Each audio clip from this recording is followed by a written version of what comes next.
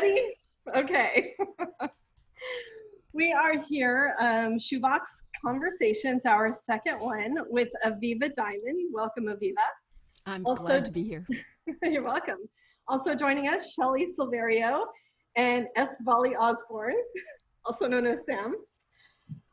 These are informal conversations using Zoom, the online platform, because we are all in self-quarantine, social distancing, whatever you want to call it. And what this is like day 5,429, I think.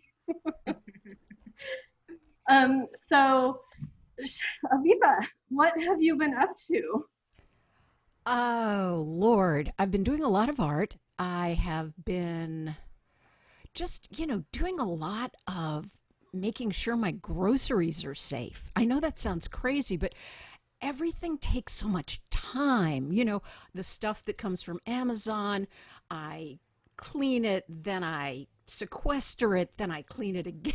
So, it's amazing how many hours of the day get taken up by just trying to be safe. But a lot of art and a lot of music. Oh, good, good. Yeah. Have you been photographing your groceries? That could be a really cool project. I have not been photographing my groceries. I did find myself the other day making soup and stunned at the beauty of a carrot that I was slicing That and was starting to amazing. see. Oh, you saw that? Yes. Yeah, just being amazed by seeing the universe in this carrot. So it took me an hour and a half before I ended up making my soup because I was I shooting and fancy. adjusting and whatever. Yeah. Yeah. I was struck by like that image of the carrot reminded me of your Lightstream series, Yeah, you well, because know? it's the way that I see. Yeah. Yep. And but what I am finding, I mean, there is the horror of the situation and the heartbreak of what people are going through. At the same time, I'm not leaving the house. I haven't left the house since March 11th. And so everything that I have and everything that comes in becomes very, very precious. And there's this feeling of scarcity. And therefore, I'm using every drop of every vegetable, every piece of fruit. And I'm appreciating them in ways that I've never appreciated things before. My practice, my discipline is to look deeply, but now it's also being forced on me by externals. Yeah. Yeah. No, totally understandable. Definitely. We wanted to show some images that some of them you sent us, some of them you haven't seen, so there'll be a Uh oh. surprise. I'm going to share my screen here because Zoom makes it very easy to do that now. And you're going to love this first one. Oh my gosh. Yay. Yay, Shelley. Yay! I love this one and I wanted to share it because it like exemplifies you, just like everything I know about you, your personality or your smile, that just lights the room. And Well, I love this. The artwork in the background is by our very own Shelley, and which is hanging on my wall, which actually it's really meta because it's right above my screen. I love this piece by Shelley. I was so grateful for the photo that you took. I love this photo. It's actually my Instagram profile photo. Oh, I missed that. Yeah. Oh, I tagged you and I tagged Shelley on it. Yeah. Oh, okay. Oh, At least I cool. think I did. You know how terrible I am at Instagram. So I tried to. Whether it was successful, I'm not sure. Gotcha. No problem at all. Where did you get the glasses? Like, where did the glasses come from? Why were you wearing them? Amazon? There's been a thing in my family with pink flamingos for years and years and years. My mom and I had a thing, and we would send each other pink flamingo salt shakers and toothpick holders and whatever. And I found these, and they're glittery, and it also allows you to see the world through rose-colored glasses. I Yeah, mean, what could be better? definitely, definitely. And then I love this picture, this photo. I think it was taken at CA 101. It You were was. on the cover of the catalog, which is very cool. Tell us about this piece. Well, first of all, I was thrilled to be in CA 101, let alone get to be the cover of the catalog. It was so great. And you know, I mostly do abstract nature photography, except when I walk around the city. And I do street photography, and except when I travel, and then I do travel photography. This was walking around my neighborhood late one afternoon, so in West Hollywood, and I looked into a shop window, and this, I mean, with just slight alterations of light and shadow, is what I saw, and it was so resonant of the female condition that I couldn't resist, and I just had my cell phone with me and I grabbed it. Awesome, awesome. And then I have another one. Of course, I had to share Oh. you singing because not only are you an amazing photographer, but you are a jazz singer. Tell us like how you got into it and what you're currently doing with jazz. Well, everything, of course, in the jazz world is as far as in-person stuff goes on hold. But I got into it. I've been in a community choir, a world music community choir, for more than a decade and love it. And we go on hiatus during the summer, and I couldn't stand not singing. And so I heard about someone who was offering what I thought was an introductory class.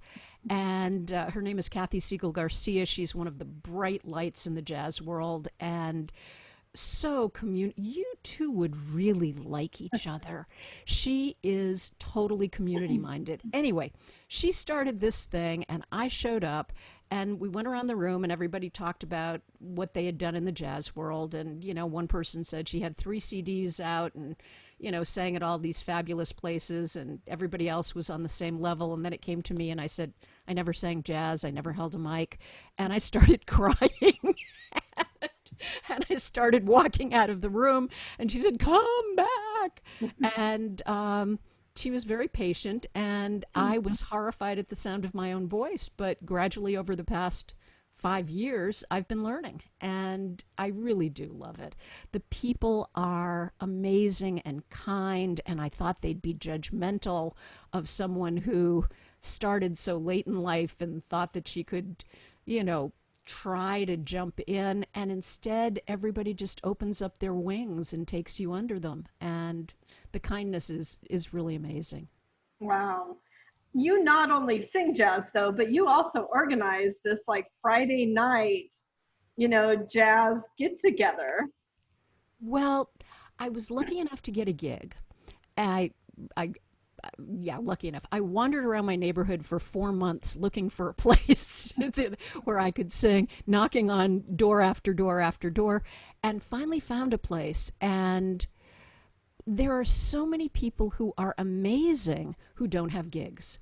And it seemed really selfish to just sing 2 sets once a month.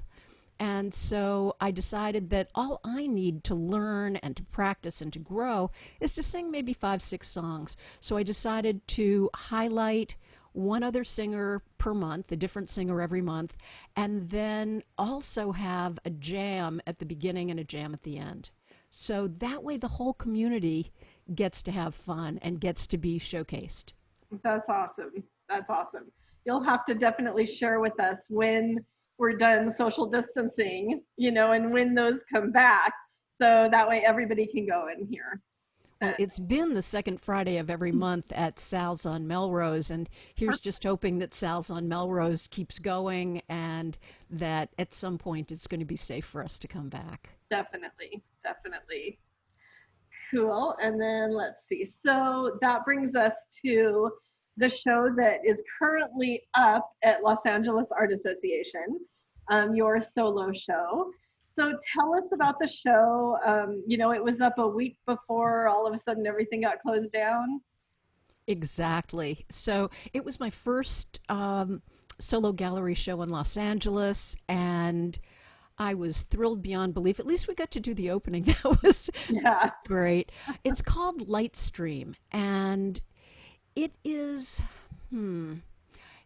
as Many of my bodies of work are about seeing the sacred in everyday life. And the pieces in this show are focused on water and on seeing the sacred in water. And, I don't even know how much more I want to say about that. There's one piece that I have to thank you for, and that is I remember I was talking to you about having so many pieces and not quite knowing, yes, that's the one, and not quite knowing how I could use the space in a way to really make people feel the flow.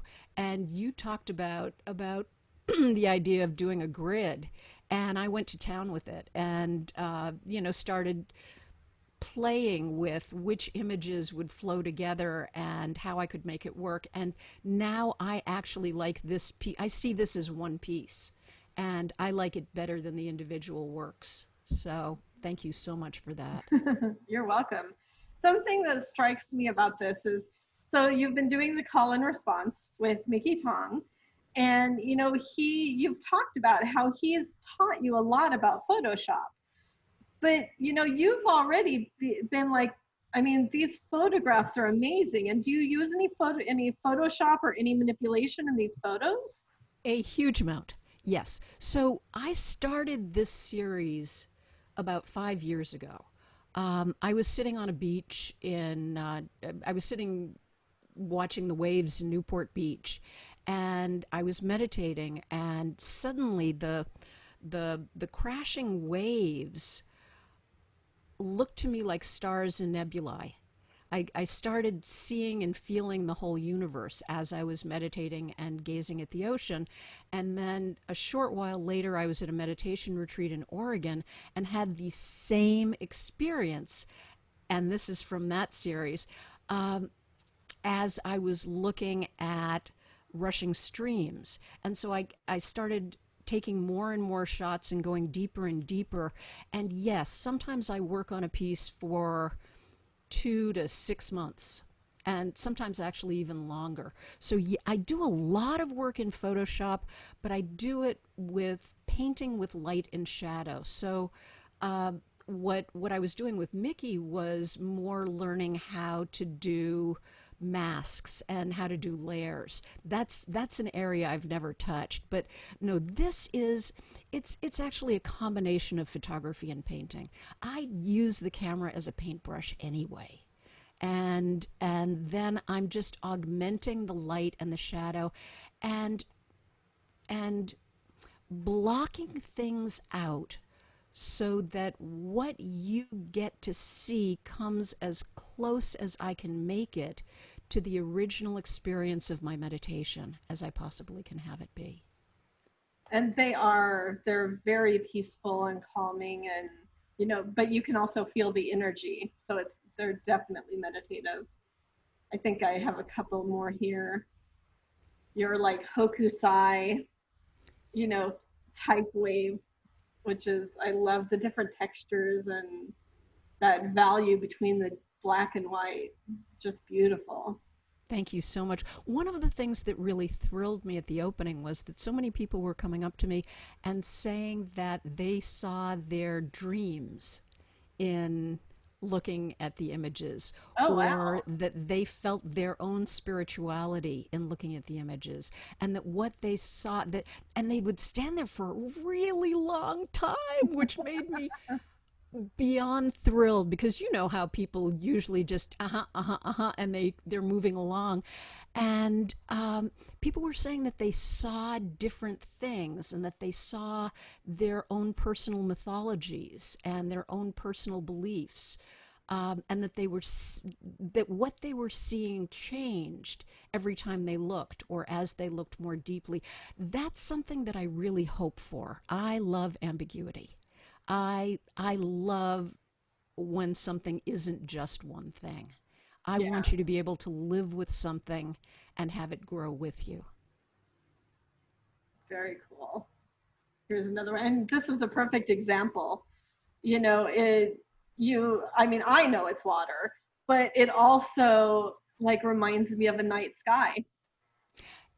Thank you. Exactly. And this is from a series called Wave Nebulae. This is from the original series where I was sitting on on the sand at Newport Beach, and what you see at the top of the image is the wave crashing down, and what you see at the bottom is the foam surging up. And one of those spurts came up in the form of whatever people see, Kuan Yin or an angel. Actually, looks to me like it's holding a light. I did not Yeah. create that. I can show you the original image. I mean, I heighten things, I shift light and shadow, but that form was there. Wow. And then you also, besides that work, you've done other work with, like the feather. Tell us about the feather, how that came about. So this is from a series called Tiny Immensities, which, surprise, surprise, is also about seeing the universe in tiny everyday things.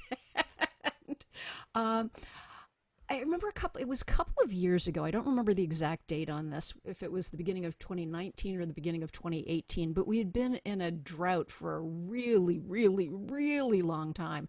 And there was a massive rainstorm. I mean, it was like a tropical torrential downpour. And I just felt a pull to drive to the ocean, which was insane on my part. Um, and I got there, and everything was flooded, and it was just crazy.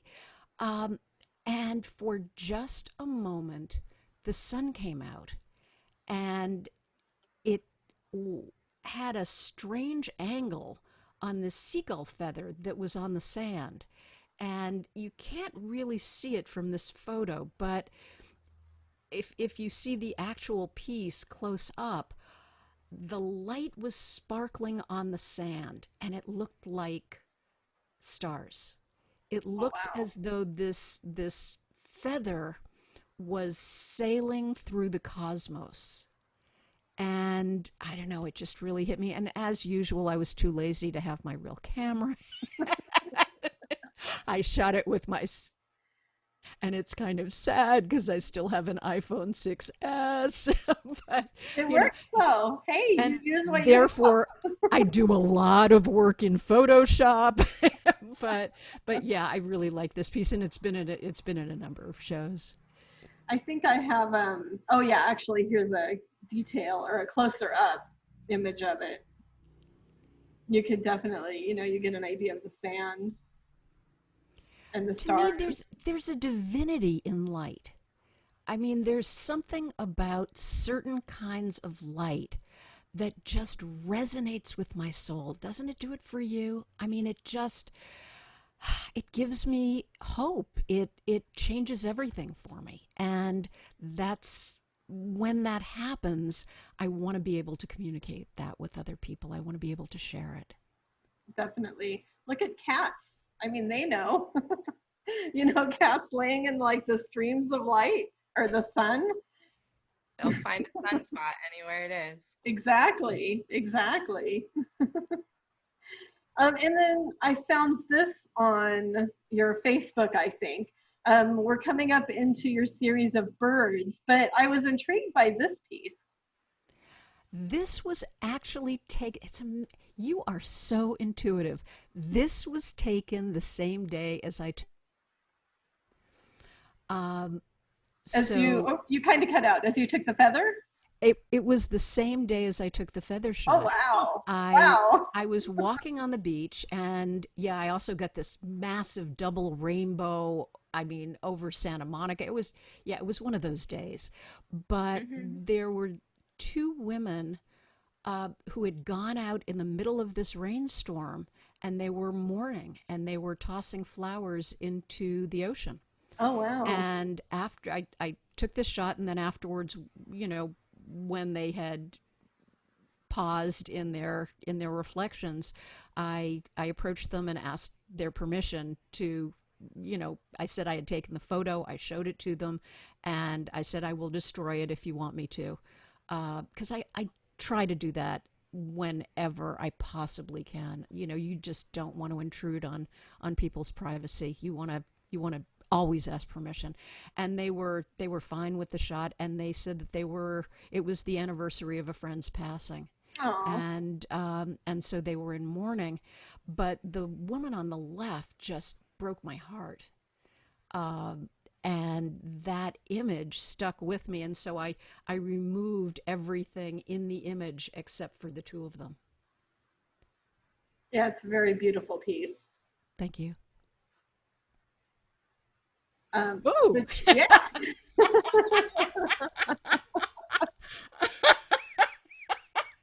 So we aren't at the birds yet. Surprise, I surprise, know. surprise. So tell us about these drawings, which are totally different than your photos. They are very different, and people sometimes wonder how that fits in one human. It's true. Oh Lord, I can't believe you popped that one. I have a practice where about 15, 20 years ago, I used to draw and paint when I was a child, and my parents did not want me to be an artist. And I did little sketches around the edges, but my full-time job was in journalism for many about 15, 20 years ago, one afternoon, I just suddenly had a very strong impulse to pick up a pen. And I went into a meditative state and I started automatically drawing. I mean, I just started doing automatic drawings.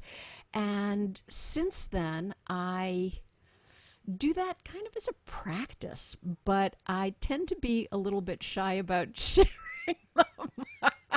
Well, I think I got it from Facebook. So I was going to say it's out there. I've started little by little sharing them, and mostly they're abstracts. But every once in a while, all kinds of interesting, strange things come up. I think there was a whole series that came out like this, where all the aspects of ourselves that we try to keep hidden showed up on the arms. It was like, I'm just fine. Well, yeah. Oh, except for these things that are dangling all over my arms, right? It's kind of wearing your heart on your sleeve, literally. Yeah. Aviva, you had started to say that you'd been a little bit shy about sharing these. And I was wondering what you felt the process is of sharing them now that you've started doing that. I haven't gotten there yet. I haven't figured it out or decided, but it is interesting that the few times that I've shared things, people have wanted to buy them, which is kind of lovely, and they tend to get more response than the photography that I'm much more comfortable sharing. So I'm having to rethink things, and I don't have an answer yet, but I may have to let more of my private, vulnerable little inner being out. And I think that's why, because it is you, these are very personal, so I'm sure that's why it's harder to share, and that's why people also, they're so attached to them, because I think they probably see themselves in them somehow too. I get a lot of response like that from people. So, yeah, I mean, now I tend to share the ones that have a visual connection for people that are more, I mean, I guess this isn't exactly representational, but not wildly abstract, because a lot of them are seriously just, they're energy drawings. They just look like energy. They're swirls and totally abstract. I'm not sure where I'm going to go with them. I will tell you that I have thousands and thousands and thousands of these drawings. Wow. I basically sit in bed and I'll sit for 4 or 5 hours and do a whole bunch of them. And you're including text in some of them too. Well, Shelley had a really good idea about that, and And when I told you and Shelley during a visit that that I was a little shy about these, but that people were responding, Shelley said, maybe you should put some writing on. And I sat and I actually meditated with this one, and I thought, okay, what would I write? And that's what came out. So thanks, They're Shelley. very inspiring. I think, let's see. I think this was one of your most recent drawings that you posted on Facebook. Yeah, and that was not done in a meditative state. That was actually a doodle on my iPhone. I have all kinds of apps on my phone, and this was from my absolutely fully conscious me doing a, just this is the way I draw, and playing with colors and coloring it in. And it's fantastic. You definitely need to do more. Thank you. I mean, I love doing them. They make me happy. Yeah. Then continue. Let's see. Oh, and then now we come to your bird series. So tell us about this series, which is another departure from everything you've been doing. Or it seems like a departure, but probably not actually. This was a very, very early series. This is some of the earlier work that I did, and it was seeing humanity in birds. If you can go back to the one before, this was just a quick stoplight. I shot that through. I shot it through my windshield at a stoplight. But these, I saw the human condition in bird silhouettes, and I liked the spareness of them. I liked to me, a lot of them, not especially these, but some of the ones, the one in the upper left-hand corner, felt like Japanese brush drawing, brush paintings, or Chinese brush paintings. And so again, I removed most of the background. I didn't in the lower right, but in a lot of them I removed the background just to bring things down to their absolute essence. The middle one on the left side was one of my, on the other side. Yeah. Other left. That one was kind of amazing to me. I was at Newport Beach, and I was shooting birds in the sky, and two birds flying in the sky formed a heart with their wings and bodies in mid-air, and my camera caught it. And that was just, it just stunned me. So I've been playing with that one. Yeah. And then the stoplight, which is so fun. And I think I needed a Christmas message that year, and I was like, oh look, and there it presented itself. So there you go. But even these, the birds look very anthropomorphic. Definitely you see personalities in them, you see people. Well, there's one, I don't know if you have it there, but it's two birds, and one of them looks as though it's bowing to the other one. Yeah, this one to me is like a brush painting. That's another. I was just walking around the neighborhood. This was just recently, and spotted that with my phone. But there's one where there's one bird and it looks as though it's bowing to the other one. Oh. And they're actually on a wire, and that's where, yes, I do definitely get into a bit of anthropomorphism.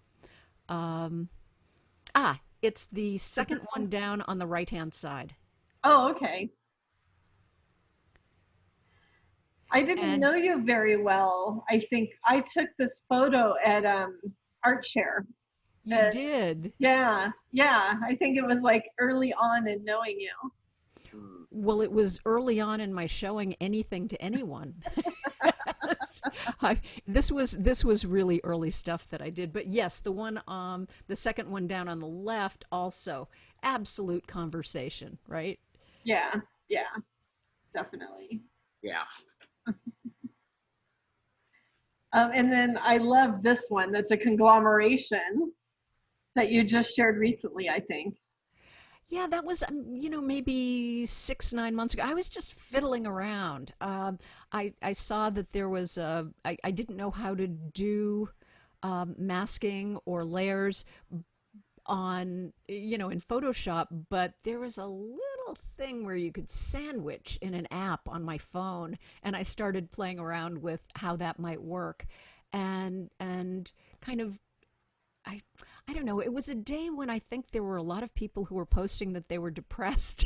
And I wanted to just have a moment where I was sharing a little bit of wonder.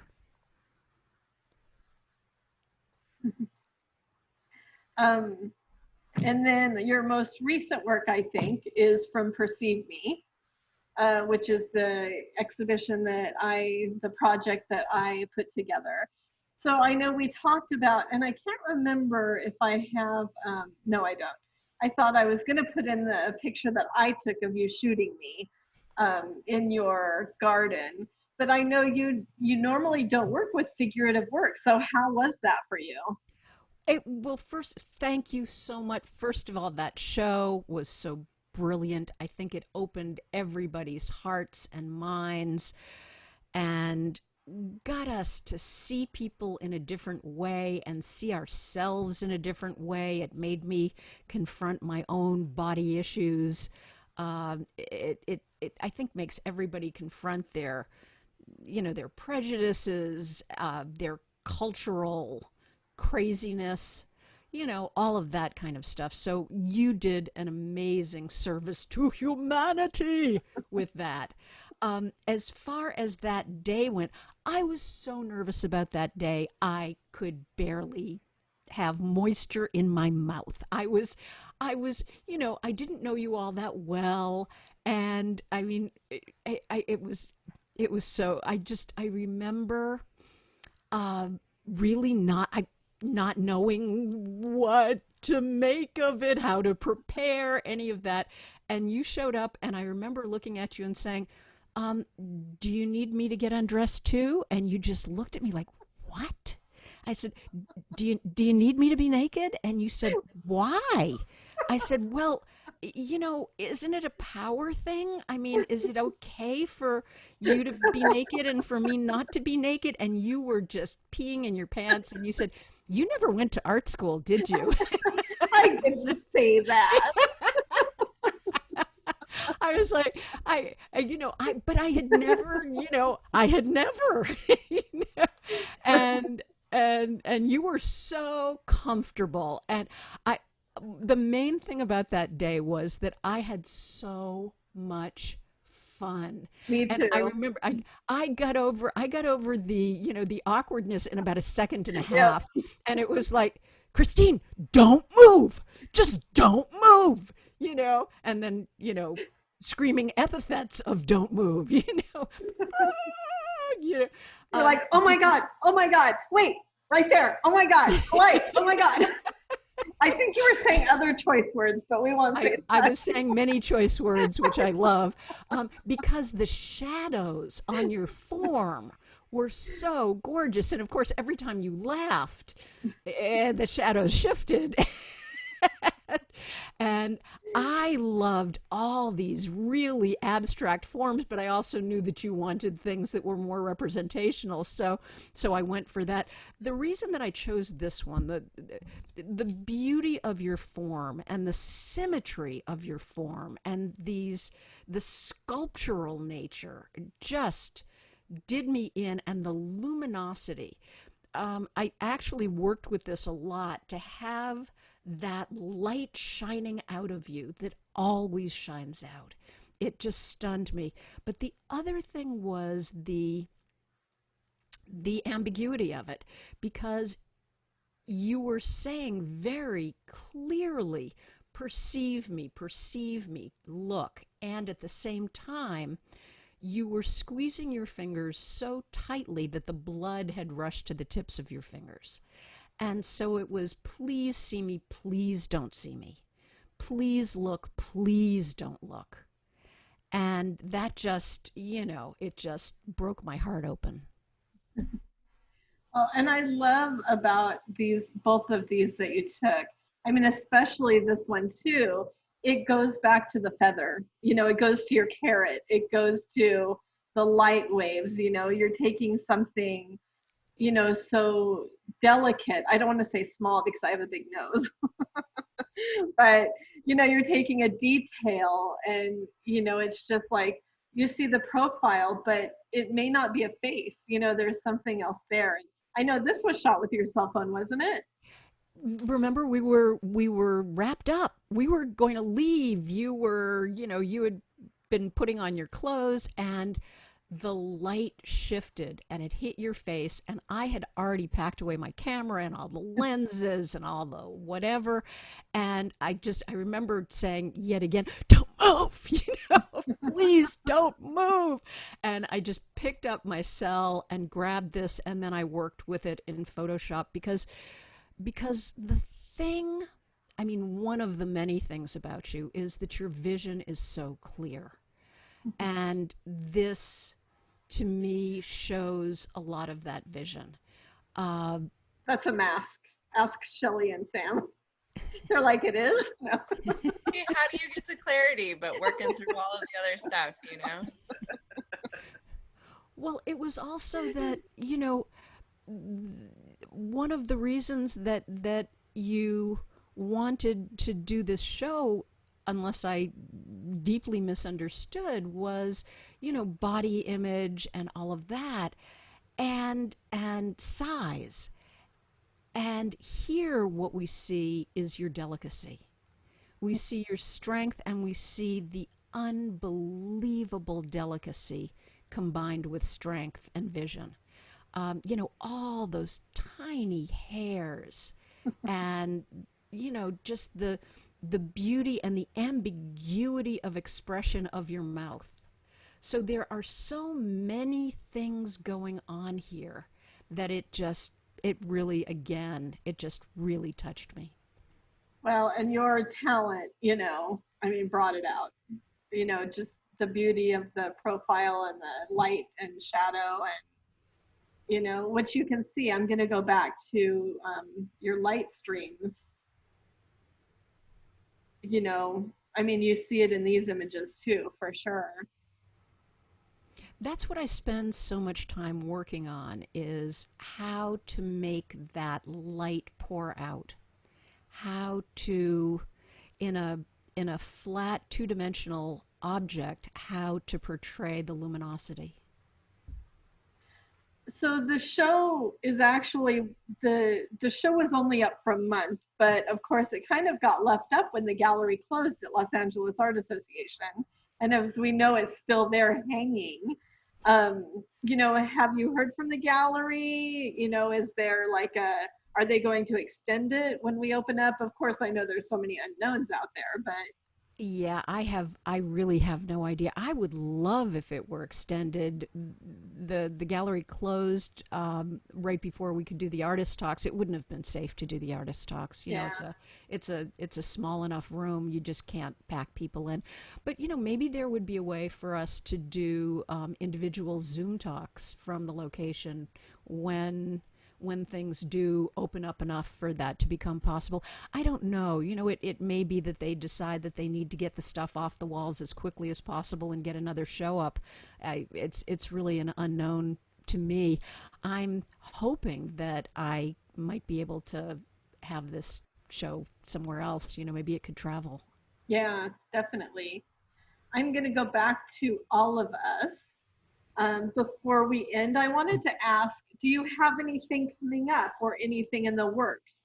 I know there's a possible show at UCLA Hillel. Yes.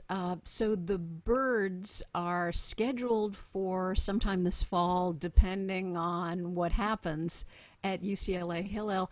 But now things are changing with my birds, because I loved the purity of those images, but after the combination that I did with Mickey, I'm starting to think about sandwiching the images and playing with them a lot more. There's an image that we worked on together that I really like, and I'll probably include in that show. And now I want to go back and look at old family photographs and see what kind of combining I can do. It's much more personal, it's much less abstract spiritual than some of my contemporary stuff. But you know, you got to keep experimenting. Yep, definitely, definitely. Do you guys have anything else we want to add for Aviva, or questions or talk about, or before? It's been a delight, of course, as always. No, those are a really, really wonderful little tour we got down through a bunch of your works. Oh, thank you. You know, for me, a lot of this stuff represents time when we transcend the day to day. You know, everybody has those moments. And for some people, it comes in creating art. And for some people, it comes in music or in singing. And for some people, it's through walking in the woods or staring at the ocean or petting your dog, watching your child sleep, looking at the night sky. But it's those moments of expanded consciousness. It's those moments when we see beneath the surface of the world, when we see the energy that lies beneath the physical. And that I'm constantly searching for, and what I hope to communicate. As I learn, I want to share it with people. And it definitely comes out in your work, for sure. Thank you. Well, thank you for joining us, Aviva. It's been lovely. It's been a pleasure, and as always, you know, it puts a smile on my face. You know, even though this is our third or fourth take, because you know I screwed up. Real. It was fun. You guys are so great. I mean, if people only knew what a joy you all are to be with, you know, you're amazing and such mentors. I mean, Thank you. you just never stop giving, and it's helps us stay on the planet, you know? It's a wonderful thing. Well, thank you very much. Stay safe and healthy, and enjoy the rest of your afternoon.